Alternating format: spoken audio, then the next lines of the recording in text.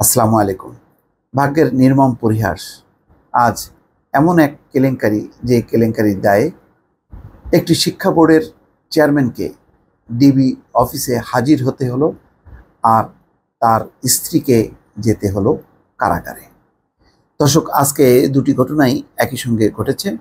এর আগে নিশ্চয়ই জানেন, সনদ যে জালিয়াতি, সার্টিফিকেট জালিয়াতি, সেই জালিয়াতির একটি বিরাট কেলেঙ্কারি উদ্ঘাটিত হয়েছে। সেই উদ্ঘাটিত হওয়ার পর কয়েকজন গ্রেপ্তার হয়েছেন। তার মধ্যে কারিগরি শিক্ষা বোর্ডের চেয়ারম্যানের স্ত্রী মোসাম্মদ সেহেলা পারভিনও আছেন।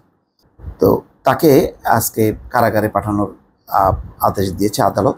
মঙ্গলবার 2 দিনের রিমান্ড শেষে তাকে আদালতে হাজির করা হয়। এরপর মামলার তদন্ত কর্মকর্তা লালবাগ গোয়েন্দা বিভাগের পরিদর্শক আমিরুল ইসলাম তাকে কারাগারে আটক রাখার আবেদন করেন। অপরদিকে আসামি পক্ষের জামিন আবেদন করা হয়। শুনানি শেষে ঢাকার মেট্রোপলিটন ম্যাজিস্ট্রেট আতাউল্লাহর আদালত এই আদেশ দেন। একই সঙ্গে জামিন শুনানির জন্য আগামী বুধবার দিন ধার্য করেন। এর আগে রোববার তাকে ঢাকা মেট্রোপলিটন ম্যাজিস্ট্রেট আদালতে হাজির করে পুলিশ। এরপর তার 5 দিনের রিমান্ড চেয়ে আবেদন করেন তদন্ত কর্মকর্তা লালবাগ গোয়েন্দা বিভাগের পরিদর্শক মোহাম্মদ আমিরুল ইসলাম। রিমান্ড বাতিল চেয়ে জামিন আবেদন করেন আসামি পক্ষের আইনজীবী।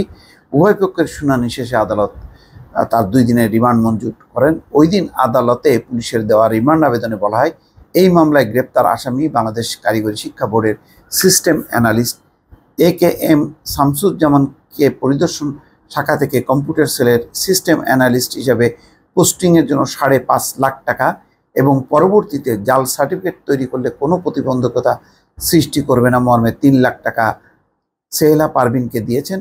এই মর্মে আদালতে ফৌজদারি কার্যবিধির 164 ধারায় দোষ স্বীকারোক্তিমূলক জবানবন্দি প্রদান করেন AKM শামসুদ্দিন। পরবর্তীতে গত 20 এপ্রিল সেহেলা পারভিন জিজ্ঞাসাবাদে AKM শামসুজ্জামানের নিকট থেকে 3 লাখ টাকা নেওয়ার কথা স্বীকার করেন এবং পোস্টিং সংক্রান্ত 5.5 লাখ টাকার কথা কৌশলে এড়িয়ে যান। সেহেলা পারভিনের স্বামী মোহাম্মদ আলী আকবর খান কারিগরি শিক্ষা বোর্ডের চেয়ারম্যান হওয়ায় তার স্বামীর দ্বারা ইতিপূর্বে গ্রেপ্তারকৃত আসামি AKM শামসুজ্জামানকে বিভিন্ন সুযোগ সুবিধার প্রতিশ্রুতি দিয়ে 3 লাখ টাকা গ্রহণ করেছিলেন বলে স্বীকার করেন।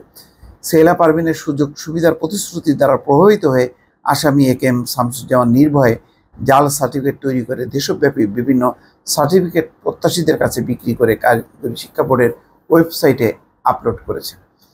মামলার ঘটনার সঙ্গে আসামি সেহেলা পারভিনের জড়িত থাকার বিষয়ে প্রাথমিক সত্যতা পাওয়া গেছে। দর্শক, এই হচ্ছে খবর।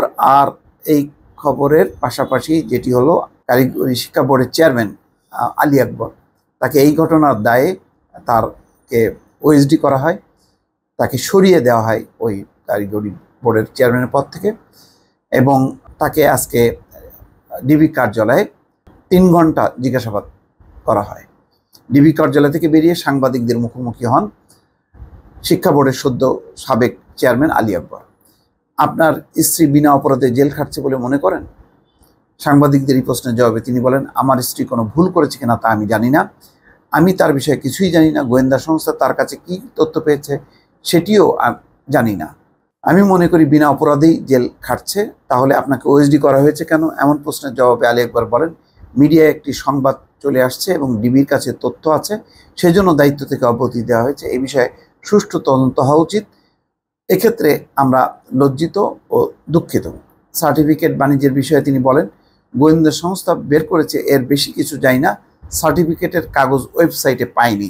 20 লাখ টাকা ঘুষের বিনিময়ে তিনি বলেন, এটি মিথ্যা, বানোয়াট, ভিত্তিহীন, এটি তদন্ত চলছে। যাই হোক, এখন তদন্ত যখন চলছে অনেক কিছু বের হয়ে আসবে। আবার যেটি ভিডিওতে দেখলাম যে 8 জন সাংবাদিকের নামও এসছে, একেবারে কোন কোন পত্রিকার, সেখানেও টাকা পয়সার লেনদেন হয়েছে। সব কিছু মিলে যদি একটা স্বচ্ছ তদন্ত হয় তাহলে হয়তো এর একটা মূলোৎপাটন হবে, যদি এই তদন্তটা ঠিক মতন চলে। দর্শক, ভালো থাকবেন। আল্লাহ হাফেজ।